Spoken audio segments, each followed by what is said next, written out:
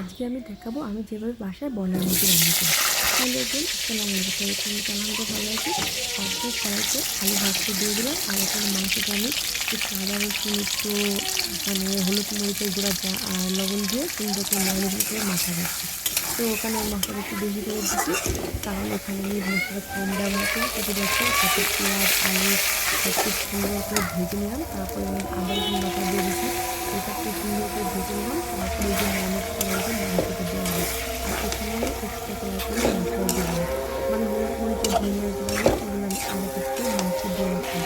শুধু আদা রসুনটা ভেজে এই যে সব কিছু সুন্দর করে দিয়ে টমেটো দিয়ে দিলাম, তারপরে একদম সুন্দর করে দেখো কষা কষা করে নিলাম। অনেকে কষা মাংস খেতে পছন্দ করে, কিন্তু আমি একটু ঝোলঝুলি খেতে পছন্দ করি। তো এই যে দেখো সুন্দর করে কষানোর পর তারপরে এই যে ঝোলটা দিয়ে দিলাম। দেখো কালারটা কিন্তু খুব সুন্দর হয়েছে, ঢাকনা দিয়ে ঢেকে দিলাম। আমি কিন্তু গোটা মশলাও দিয়ে দিয়েছিলাম এর মধ্যে। এখন এই যে দেখো ঝোলটা একদম কমে আসছে, একদম রসা রসা হয়ে গেছে। এখন আমি এর মধ্যে ভাজা জিরা গুঁড়া দিয়ে দিলাম, আর সবশেষে একটু পেঁয়াজ বেরেস্তা দিয়ে দিলাম। তাহলে এভাবে ব্রয়লার মুরগি রান্না করে খেলে কিন্তু অনেক মজা হয়। তো তোমরাও চাইলে এবার বাসায় ট্রাই করতে পারো। রেসিপিটি ভালো লাগলে লাইক কমেন্ট শেয়ার করে দিও, চ্যানেলে সাবস্ক্রাইব করে দিও। এই যে দেখো ফাইনাল লুকটা কেমন হলো। এই তো, সবাই ভালো থেকো।